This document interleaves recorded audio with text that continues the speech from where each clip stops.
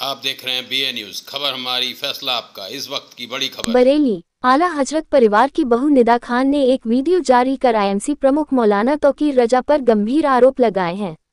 निदा खान ने कहा कि मौलाना तौकीर रजा को अब उनके ही कर्मों की सजा मिल रही है। उन्होंने आरोप लगाया कि मौलाना तौकीर रजा की वजह से तमाम मुसलमान बर्बाद हो रहे हैं।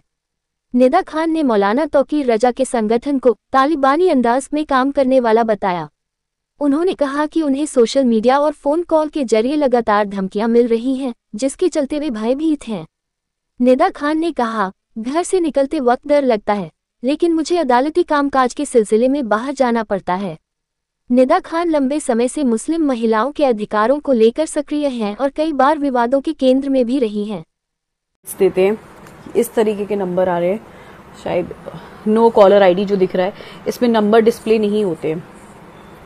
ठीक है, इस तरह की कॉल्स मुझे रिसीव हो ही रही है। ठीक है, और जब उनका दिल नहीं भर रहा है कॉल्स से बात करने के लिए तो वो मेरे ही सोशल प्लेटफॉर्म पे इस तरह की गाली गलौज करते हुए नजर आएंगे। तो अब जो हालात मेरे साथ हो गए वो बहुत ज़्यादा डिस्टर्बिंग है मेरे लिए। देखा जाए, मैं घर से बाहर निकलूंगी, घर से वापस आऊंगी कहीं से, तो कोई ना कोई आएगा, पहले सीधे जाएगा, फिर देखेगा कि मैं जा रही, फिर वापस घूम कर आएगा, फिर कुछ कह के चला जाएगा, कोई धमकी दे के चला जाएगा, कोई कुछ कह के। मतलब मुझे लगता है कि एक फीमेल सिक्योरिटी नाम की चीज मैं मिस करने लगी हूँ यहाँ रहने के बाद, जो कि नहीं होना चाहिए। क्योंकि इन 10 सालों में जो मैंने सफरिंग ली है उसके बाद भी ये हालात है कि सोशल प्लेटफॉर्म पे क्या हम इन लोग की गालियां सुनने के लिए बैठे हुए हैं? अगर हमारे पास सोशल प्लेटफॉर्म है तो हम वहाँ बात रखते हैं। ठीक है, उसका ये मतलब नहीं है कि कोई भी उठ के आके हमें कोई गाली देगा, या अगर फोन यूज करते तो इसका ये मतलब नहीं कोई हमें फोन करके हमें धमकी देगा, या अगर हम घर से बाहर जाने इसका ये मतलब नहीं है कि हमारी लाइफ हर टाइम इनसिक्योर रहे लोगों से जो उनके मुरीद हैं।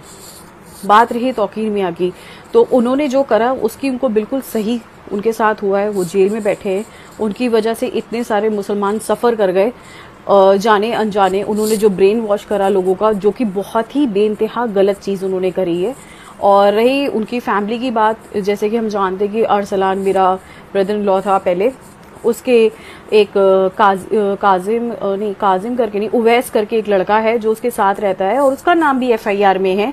तो आप सोच सकते हैं कि ये लोग कितने ज़्यादा कह सकते हैं कि डोमिनेटिंग और माफिया थिंकिंग हम कह सकते हैं, या तालिबानी थिंकिंग, कि उनके साथ जो लोग रह रहे हैं वो तक दंगे में इन्वॉल्व हैं। अगर हम और पुरानी बात करेंगे तो कमलेश तिवारी करके एक पहले हत्याकांड हुआ था, उसमें भी दरगाह का एक मौलाना साहब थे, वो इन्वॉल्व पाए गए थे, लेकिन बाद में उन्हें बेल मिल गई, बट ऑन डाउटफुल बेसिस उन्हें अरेस्ट कर लिया गया था। तो अगर ऐसे बहुत सारे मैं कह सकती हूँ कि इंसिडेंट हैं जो दरगाह के नाम पे रिलेटेड रहे हैं। तो मैं एंड करना चाहूँगी इस वीडियो को यहीं पे कि जिस तरीके से इस टाइम माहौल चल रहा है ये बहुत ही ज़्यादा नेगेटिव है। और मुझे लगता है मेरे लिए तो ख़ास तौर से कि मैं जिस प्लेटफॉर्म पे भी जहाँ भी जा रही हूँ, I am feeling very insecure, unsafe. और मेरा कोर्ट में प्रोसीडिंग्स चल रही है जिसकी वजह से मुझे बहुत ज़्यादा प्रॉब्लम्स होती हैं, और आए दिन कुछ ना कुछ रहता है। मेरे हस्बैंड के वारंट्स भी निकल रहे हैं, लेकिन as usual police will not take any action, और मैं इतनी होप भी नहीं करती हूँ। बट हाँ, मैं इस वीडियो के through I want to report all this incidents, कि कल को कुछ होता है तो who is responsible for all this. और अभी तक जो रहा है सबको पता है कि इन लोगों ने क्या नहीं करा है और क्या नहीं करने की कोशिश की, अगर हम पीछे देखा जाए। और तौकीर मियां के मामले तो बहुत ही ज़्यादा सेंसिटिव रहे हैं। जैसे उनकी पहली वाइफ पाकिस्तानी थी, उन्होंने ट्रिपल तलाक दे के उनको निकाल दिया, वो वापस चली गई, फिर उन्होंने दूसरी शादी कर ली। तो अगर हम फैमिली के ऊपर जाएंगे तो उनके बारे में बहुत सारा कुछ है जो मैं नहीं कहना चाहूँगी ऑनलाइन इस टाइम। लेकिन हाँ, मैं चाहती हूँ कि police should look after all this, कि ये कौन कर रहा है, किस लिए कर रहा है। आई वांट टू नो कि इन लोगों को ट्रेस आउट करना चाहिए जो बिना मतलब कि किसी को भी सोशल प्लेटफॉर्म पे आके थ्रेट दे रहे हैं, कॉल करके थ्रेट दे रहे हैं। तो ये बहुत ज़्यादा ख़राब है। Thank you.